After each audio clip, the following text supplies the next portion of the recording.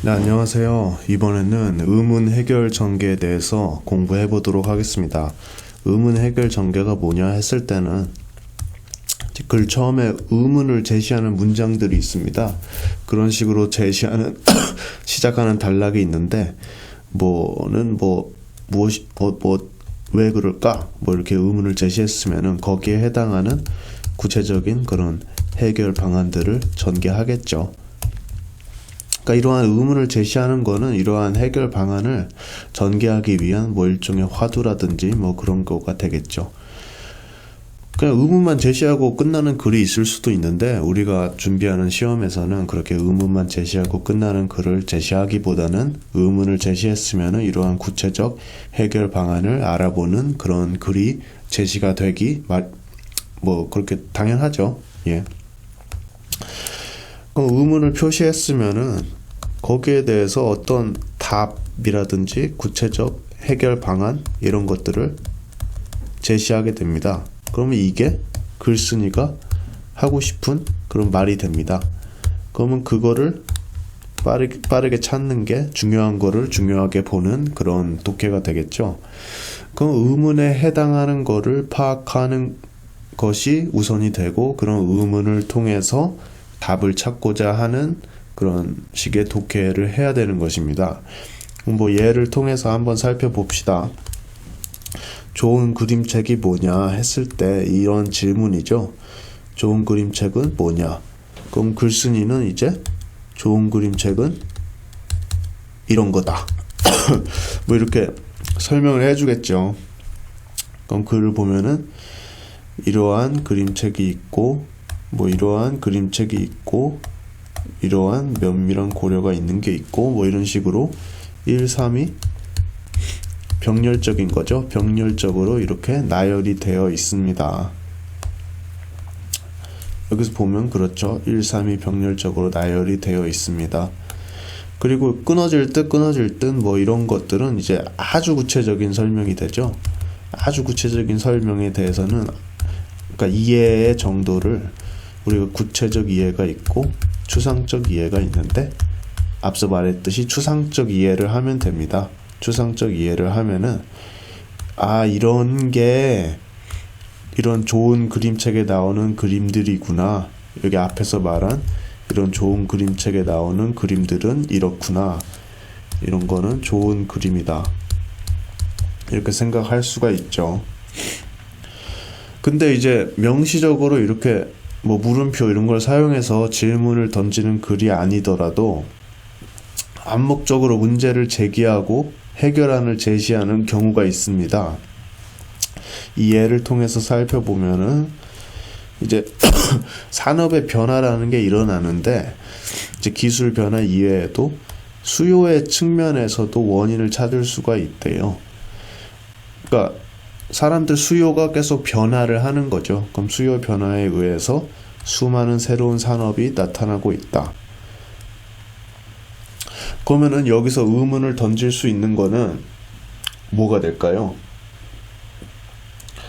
그러면은 왜 이런 수많은 새로운 산업들이 나타나는 거에 대해서 우리가 제시를 했냐?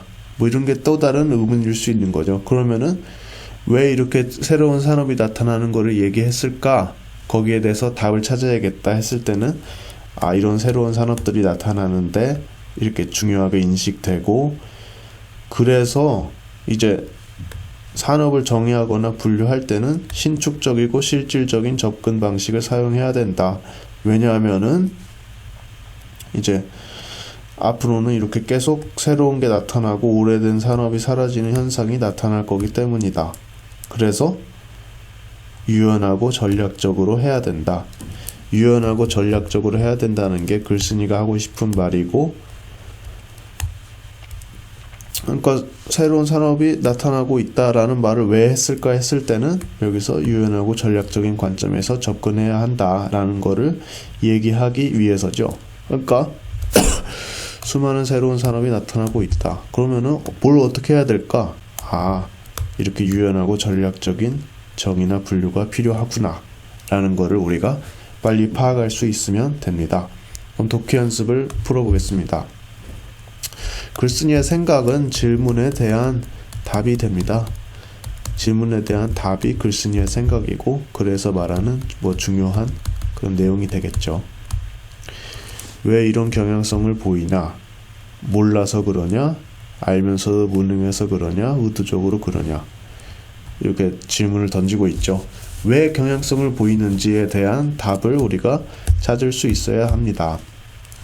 그럼 같이 읽어봅시다. 뭐 알지 못해서 그러는 건 아니다. 안다.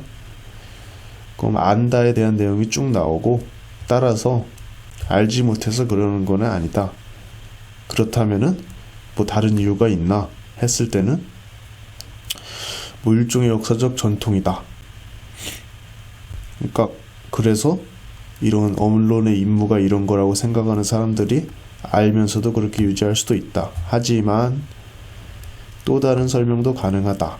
또 다른 설명이니까 앞에 거를 첫 번째 설명, 뒤에 거를 두 번째 설명이라 했을 때는 첫 번째, 두 번째가 뭐 병렬적인 제시가 돼서 둘 다 중요하겠죠.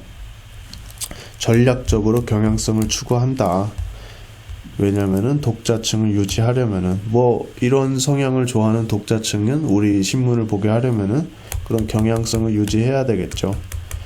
왜냐면은 그래야 광고 수입을 확보할 수 있기 때문이죠. 그럼 여기서 답을 찾으면은 5번이 되겠죠. 그러니까 맨 마지막에 했던 얘기죠. 근데 3번도 비슷한 아까 1과 관련이 돼 있고 이건 2와 관련이 돼 있잖아요. 근데 이거 왜 답이 안 되냐 했을 때는 여기서 선택지에서 분명하다, 이러한 전통과 관계 있는 것이 분명하다라고 했기 때문에 여기서 그래서는 이렇게 뭐 생각해 볼 수 있다, 유지할 수도 있기 때문이다 해서 1일 수도 있는데 2일 수도 있다, 이렇게 두 가지의 설명을 할 수가 있다는 거지. 어떤 뭐 1이 확실히 옳다 뭐 이런 식의 설명을 한 건 아니잖아요. 근데 1이 확실히 옳다 이렇게 말하고 있는 게 3번이니까 3번은 답이 될 수가 없고 5번이 답이 되겠습니다. 독해 연습은 여러분이 한번 풀어보시고 다음에 뵙는 것으로 하겠습니다. 감사합니다.